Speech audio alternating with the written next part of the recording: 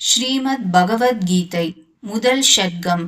நியாய வேதாந்த வித்வான் ஸ்ரீ ஊவே காரபங்காடு வெங்கடாச்சாரிய சுவாமியின் உபன்யாசங்களிலிருந்து தொகுத்து எழுதியவர் மயிலாப்பூர் சி.ஆர். ஸ்ரீனிவாச ஐயங்கார்.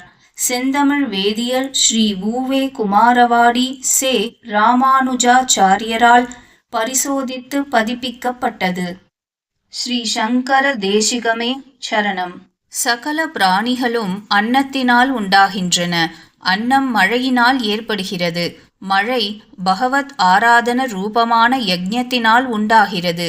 யஜ்ஞம் மனிதனால் செய்யப்படுகிறது. சரீரம் தரிக்க அன்னம் வேண்டும். அன்னம் உண்டாக மழை வேண்டும். மழைக்கு யஜ்ஞம் செய்யப்பட வேண்டும். யஜ்ஞம் செய்ய சரீரம் தரித்திருக்க வேண்டும். இப்படி ஒன்றுக்கொன்று காரிய காரணமாய் பகவானால் ஒரு சக்கரம் போல் ஏற்படுத்தப்பட்டு உள்ளது. ஆதலால் கர்மயோகி ஞானயோகி இருவரும் இந்த உலக சக்கரம் நிற்காமல் நடக்க கர்மாவை செய்தே ஆக வேண்டும். பகவத் ஆராதனமான யஜ்ஞம் யாகம் பூஜை இவைகளில் உபயோகப்பட்ட மிச்சமான அன்னத்தையே புஜிக்க வேண்டும். இப்படி செய்யாதவன் தன் வாழ்நாளை வீணே கழிப்பவன். இவன் தன் சரீரத்தை நிழலில் வைத்து ஆத்மாவை வெயிலில் வைப்பவன். அதாவது தன் ஆத்மாவுக்கு நன்மையை செய்யாமல் சரீரத்திற்கே பாடுபடுகிறவன். இவன் உயிருடன் இருந்தும் இல்லாதவன், அதாவது இறந்தவனுக்கு சமானம். இங்கு பிரம்மம் என்கிற பதம் பிரகிருத்தியினால் ஆன சரீரத்தையே சொல்கிறது. இதற்கு ஸ்ருதியில் ஆதாரம் உள்ளது. பகவானும் மமயோனிர் மகத் பிரம்ம என்று மேலே சொல்லியிருக்கிறான்.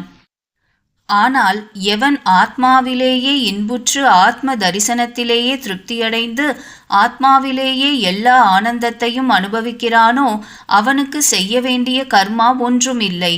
ஆத்ம யோகத்தின் பயன் கை புகுந்தவனுக்கு தாரகம் போஷகம் போக்யம் இவைகளால் உண்டாகும் எல்லா ஆனந்தமும் ஆத்ம தரிசனத்தினாலேயே கிடைக்கும். ஆதலால் அவன் கர்மாவை செய்வதினால் அவனுக்கு ஒரு பலனும் இல்லை. தாரகம் என்றால் உடல் தரிக்க அன்னம் முதலானவை.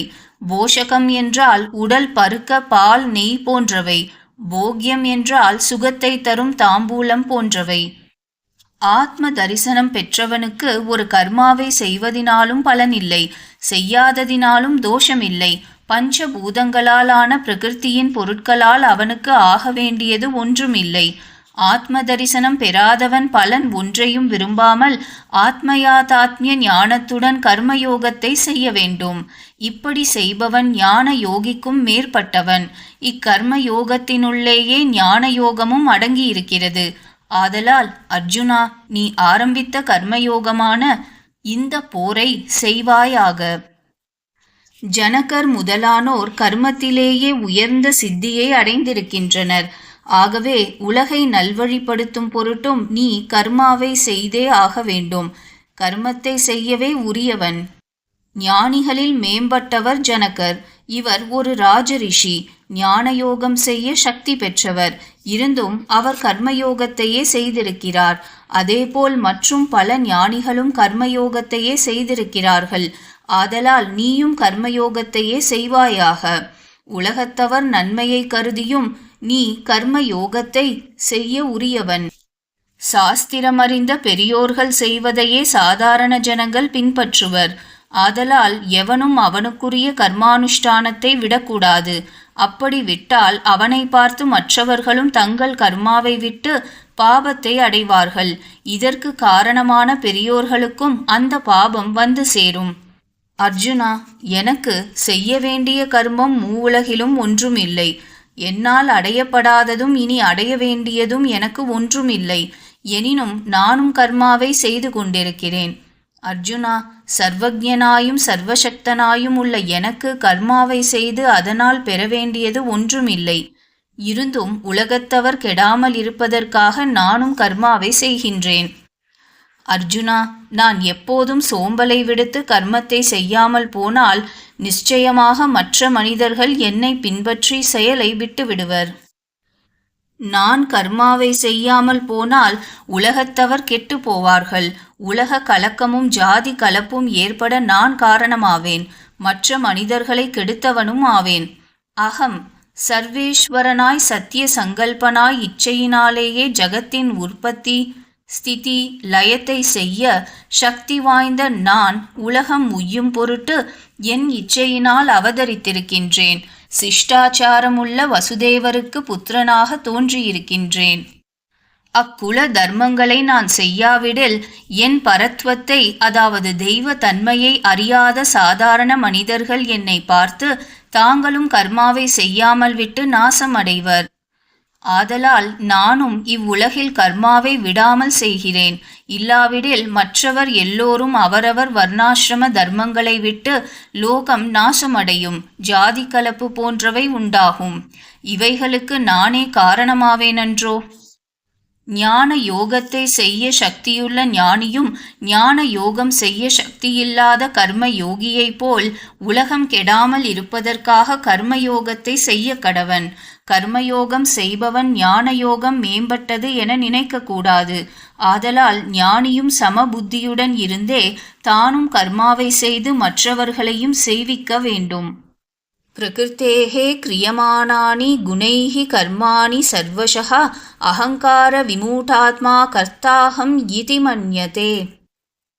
தத்வவித்தோ மகாபாஹோ குணகர்ம விபாகயோஹோ குணா குணேஷு வர்த்தந்த இதி மத்வா ந சஜ்ஜதே. அகங்காரத்தினால், சரீரமே ஆத்மா என்கின்ற அபிமானத்தினால் ஞானம் பெறாத மூடன் ராஜசம் தாமசம் சாத்விகம் ஆகிய குணங்களால் செய்யப்படும் செயல்களை தான் செய்ததாகவே நினைத்திருப்பான். ஆனால் முமுட்சுவானவன் பிரகிருத்தியின் காரியமான சத்வ ரஜஸ் தமோ குணங்களினாலேயே ஒவ்வொரு செயலும் செய்யப்படுகின்றன, தான் ஒன்றும் செய்யவில்லை என்று நினைத்து அச்செயல்களில் பற்று அற்றியிருப்பான். இயற்கையாக செயல் என்பது ஜீவனுக்கு இருந்தாலும் ஒரு நல்ல செயலோ கெட்ட செயலோ செய்வதற்கு ஜீவன் காரணமில்லை, முக்குணங்களே காரணமாகிறது. ஒரு செயல் உண்டாக ஞானாதி ஒன்றை அறிகிறான். இச்சதி அது தனக்கு வேண்டுமென இச்சிக்கிறான். யததே முயல்கிறான். கரோதி அதை அடைய செயல்படுகிறான். புங்தே அதை அடைந்து அனுபவிக்கிறான். நம் செயல் எல்லாவற்றிலும் இப்படி 5 விதமாக பார்க்க வேண்டும். நம் இதயத்தில் ஜீவன் மனம் என 2 இருக்கின்றன. இதில் கர்த்திருவம் மனத்துக்குத்தான் உண்டு, ஜீவனுக்கு இல்லை என்பது சாங்கிய மதம். கர்த்தா சாஸ்திரவத்வாத்து என்கின்ற பிரம்ம சூத்திரத்தில் வியாசர் இதை விசாரம் செய்து, மனம் என்பது ஒரு அச்சித் தத்துவம், அறிவில்லாதது, அதற்கு செயல் கிடையாது. எந்த அச்சித் தத்துவத்திற்கும் அறிவும் இல்லை, செயலும் இல்லை. ஜீவன் சித்து, அறிவுள்ளவன், அவனுக்குத்தான் அறிவும் செயலும் உண்டு. ஆதலால் எல்லா செயலுக்கும் ஜீவன்தான் கர்த்தா என அறுதியிட்டு இருக்கிறார். இங்கு பகவான் என்ன சொல்கிறான் என்றால், ஜீவன் கர்த்தாவாக இருந்தபோதிலும் ஒரு நற்செயலோ கெட்ட செயலோ உண்டாக ஜீவன் கர்த்தா இல்லை. பிரகிருத்தியின் காரியமான சத்வரஜஸ் தமோ குணமடியாக எந்த குணம் மேலோங்கி இருக்கிறதோ அதன்படி செயல்கள் நடக்கிறபடியால் அக்குணங்களே காரணம் என்று முமுக்ஷு நினைக்க வேண்டும் என்கிறான். பிரகிருத்தியினாலான சத்வ ரஜஸ் தமோ குணங்களால் ஆத்மாவின் உண்மை நிலையை அறியாதார் அக்குணங்களின் செயல்களிலே பற்றுடையவர்களாயிருப்பர். இவர்கள் அறிவில்லாதவர்கள். இவர்களை ஞானிகள் தங்கள் ஞான நிலையை காட்டி கர்மத்திலிருந்து நழுவும்படி செய்யக்கூடாது. அவர்கள் நன்மைக்காக ஞானியும் கர்மாவை செய்ய வேண்டும். குணா குணேஷு வர்த்தந்தே. நல்ல குணம் நற்செயலையும் தீய குணம் தீய செயலையும் செய்யும்படி தூண்டுகின்றன. ஆதலால் தன்னை செய்பவனாக நினைக்கக்கூடாது. குணங்களுக்கு அனுகுணமாக எல்லா செயல்களும் பகவானால் செய்விக்கப்படுகின்றன என்று நினைக்க வேண்டும். இதை அகர்த்திருத்வ அனுசந்தானம் என்பர். இப்படி நினைத்து கர்மாவை செய்பவனுக்கு அக்கர்மாவினால் உண்டாகும் புண்ணிய பாப பலன் எதுவும் ஒட்டாது. மயி சர்வாணி கர்மாணி சந்நியஸ்யாத்யாத்ம சேதசா நிராஷீர் நிர்மமோ பூத்வா யுத்யஸ்வ விகதஜ்வரஹா. கீதையிலுள்ள முக்கியமான ஸ்லோகங்களில் இதுவும் ஒன்று. அவதாரிகை. காலம் அனாதி, நம் ஜீவனும் அனாதி. அனாதியான காலத்தில் அனாதியான ஜீவன் எடுத்துள்ள பிறவிகளோ கணக்கற்றவை. இப்பிறவிகளில் நாம் செய்திருக்கும் பாவங்கள் எண்ணிறந்தவை. அவைகளை நினைத்து நாம் தபிக்க வேண்டும். ஆனால் நம்மிடம் அவ்வித தாபம் இல்லை. சுகமாக உண்டு உடுத்தி திரிகிறோம். ஏனெனில் நம்மிடம் பிராமாணிகமும் இல்லை, ஞானமும் இல்லை. ஸ்ருதி சொல்லியுள்ளபடி பகவத் சரீர பூதகா ஜீவகா, நம் ஜீவன் பகவானுடைய சரீரம் என்கின்ற ஞானம் உண்மையில் நமக்கு இருக்குமாயின் நாம் எந்த செயலை செய்தாலும் அதை நாமாகவே செய்யவில்லை, பகவானே செய்வித்தான் என்று நினைக்க வேண்டும்.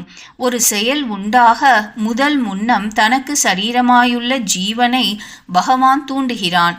ஜீவன் மனத்தை தூண்ட, மனம் இந்திரியங்களை தூண்ட, இந்திரியங்கள் விஷயங்களில் சம்பந்தப்பட்டு அச்செயல் உண்டாகிறது. இப்படி நாம் செய்யும் எல்லா செயலுக்கும் ஆரம்ப கர்த்தா பகவான்தான். அப்படியாகில் ஒருவனை ஒரு நற்செயலையும் மற்றொருவனை தீய செயலையும் செய்யும்படி அவன் தூண்டுவானேன்? அவரவர் பூர்வ ஜென்ம கர்ம பலனுக்கு தக்கவாறு நற்கர்மாவையும் தீய கர்மாவையும் செய்விக்கிறான் பகவான். இதில் பாப புண்ணிய சம்பந்தம் அவனுக்கு இல்லை. இதில் அவன் அகர்த்தா, கர்த்தா இல்லை என்று மேலே கீதையில் பகவான் விவரிக்கப் போகிறான். பகவான் ஒரு சூத்திரதாரி. ஒரு பொம்மலாட்டக்காரன் எப்படி ஒரு பொம்மையை ஆட்டுகிறானோ அதேபோல் ஜீவனை அவனுடைய கர்மானுகுணமாக அவனது ஒவ்வொரு செயலையும் செய்விக்கிறான். ஷரீர ஆத்மபாவம் பதிம் விஸ்வஸ்ய பதிம் பதீனாம் என்றும் ஈஸ்வரஹா சர்வபூதானாம் என்றும் அந்தஹா பிரவிஷ்டா சாஸ்தா ஜனானாம் என்றும் யஸ்ய பிருத்திவி ஷரீரம் யஸ்ய ஆத்மசரீரம் என்றும் பல வேத வாக்கியங்களில் சர்வேஸ்வரனை சித் அச்சித் வஸ்துக்களுக்கெல்லாம் பதி எஜமானன் என்றும் உலகிலுள்ள எல்லா பொருள்களிலும் உள்ளும் புறமும் இருந்து அவைகளை நியமனம் செய்கிறவன் என்றும் சித் அச்சித் வஸ்துக்களுக்கெல்லாம் அவன் ஆத்மா, அவைகள் அவனுக்கு சரீரம் என்றும் சொல்லப்பட்டிருக்கிறது. இதையே ஷரீர ஆத்மபாவம் என்பர் விசிஷ்டாத்வைத்த மதத்தில். இந்த சரீர ஆத்ம பாவத்தை கொண்டே விசிஷ்டாத்வைத்தத்தில் பேத அபேத கடக ஸ்ருதிகளுக்கு பொருளை ஒன்றுக்கொன்று விரோதமில்லாமல் நிர்வகிப்பர். பூட்டுக்கு சாவி போடுகிறவன் எல்லா பூட்டுக்களையும் திறக்கக்கூடிய ஒரு சாவி, அதாவது மாஸ்டர் கீ என்று ஒன்று வைத்திருப்பான். அதேபோல் விசிஷ்டாத்வைத்தத்திற்கு இந்த சரீர ஆத்ம பாவம் ஆகும்.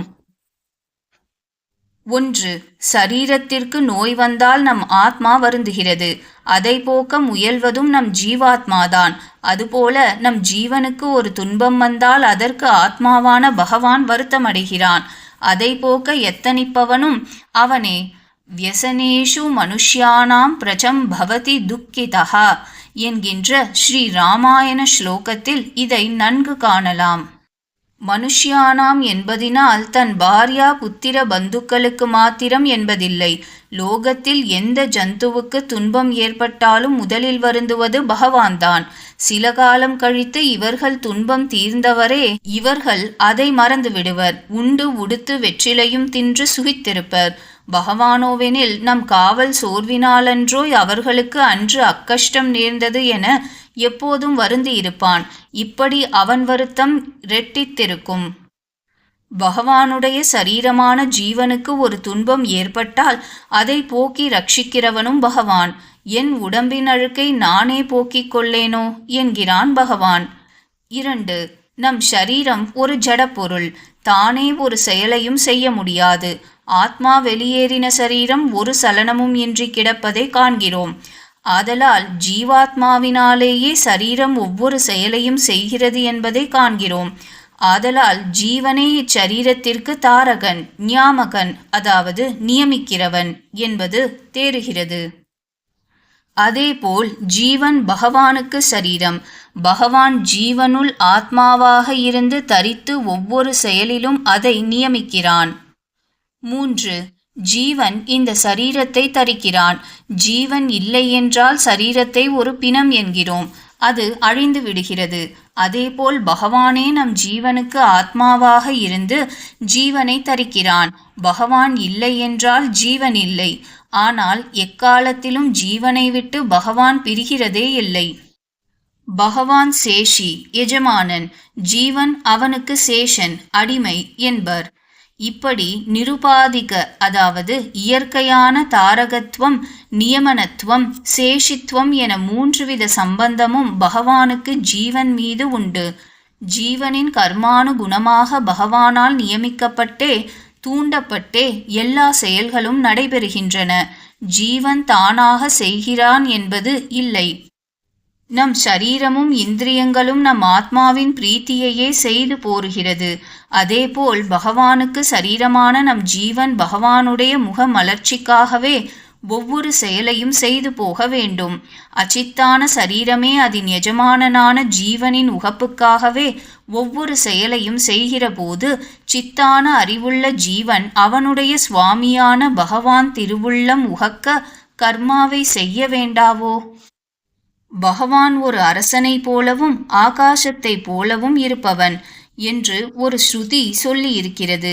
ஆகாசத்தை போல் ஈஸ்வரன் எங்கும் இருப்பவன், அரசனை போல் ஆக்ஞை அதாவது உத்தரவு செய்பவன். அரசன் எங்கேயோ ஓரிடத்தில் இருந்தாலும் அவன் ஆக்ஞை உத்தரவு எங்குள்ளவர்களாலும் அடங்கி நடத்தப்படுகிறது. அதுபோல பகவானுடைய ஆக்ஞையான சாஸ்திரத்திற்கு எல்லோரும் அடங்கியே நடக்க வேண்டும். ஆனால் தற்காலம் நம் நடத்தை எப்படி இருக்கிறதென்றால், அரசன் எங்கே இருந்தாலும் அவன் உத்தரவை நாம் மீறி நடப்பதில்லை. ஆனால் ராஜாதி ராஜனான ஈஸ்வரன் எங்கும் இருப்பவனாயிருந்தும் அவன் ஆக்ஞையான சாஸ்திரத்தை அவன் எதிரிலேயே மீறி நடக்கிறோம். உதாரணமாக 10 மணிக்கு ஆபீஸ் வரவேண்டுமென்றால் அதை மீறுவதில்லை. ஆனால் எந்த காலத்தில் சந்தியாவந்தனம் செய்ய வேண்டுமென சாஸ்திரம் விதித்திருக்கிறதோ அதன்படி செய்வதில்லை.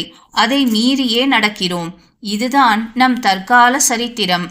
அரசன் ஆணையை மீறுகிறதில்லை, பகவத் சாஸ்திரத்தை மீறி நடக்கிறோம். இனி ஸ்லோகார்த்தம். குணமே கர்த்தா என்று நினைக்க வேண்டுமென்றான் கீழே.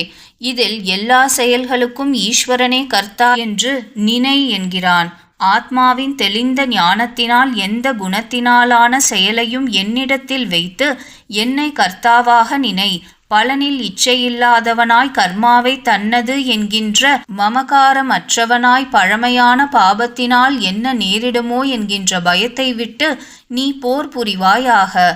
அத்தியாத்ம சேதசகா என்றால் ஈஸ்வரன் ஆத்மாவாயிருப்பவன். மற்ற சித் அச்சித்தெல்லாம் அவனுக்கு சரீரம். நிராஷி பயனில் இச்சை இல்லாமல் பல தியாகத்தை சொல்கிறது. கர்த்திருவ தியாகம், பல தியாகம், மமதா தியாகம் இவைகளை உடையவனே தியாகி. உரிமைகளை விடுவதே தியாகம் எனப்படும். அதாவது ஒரு செயலை செய்கிறவனாகவோ செயலுக்கு உரியவனாகவோ அச்செயலின் பயனுக்கு உரியவனாகவோ தன்னை கருதாமையை தியாகமாகும். அசந்துஷ்டோ குதஸ் சுகம். சந்துஷ்டி அதாவது திருப்தி இல்லாதவனுக்கு சுகம் இல்லை. மயிஹி சர்வாத்ம அந்தர்பூதமயி எல்லாவிடத்திலும் அந்தராத்மாவாயுள்ள என்னிடத்தில் மயி ஜீவனுக்கும் அவன் குணங்களுக்கும் நியந்தாவாயிருக்கும் என்னிடத்தில். சந்நியஸ்ய அதாவது கர்த்திருவ தியாகம் இதனால் சொல்லப்படுகிறது. நிராசீர் நிர்மமோ பூத்வா பல தியாகம் மமதா தியாகம் சொல்லப்படுகிறது. ஜ்வரஹா அதாவது தாபம். நாம் செய்திருக்கும் பாபத்தை கண்டு தாபம் உண்டாக வேண்டும்.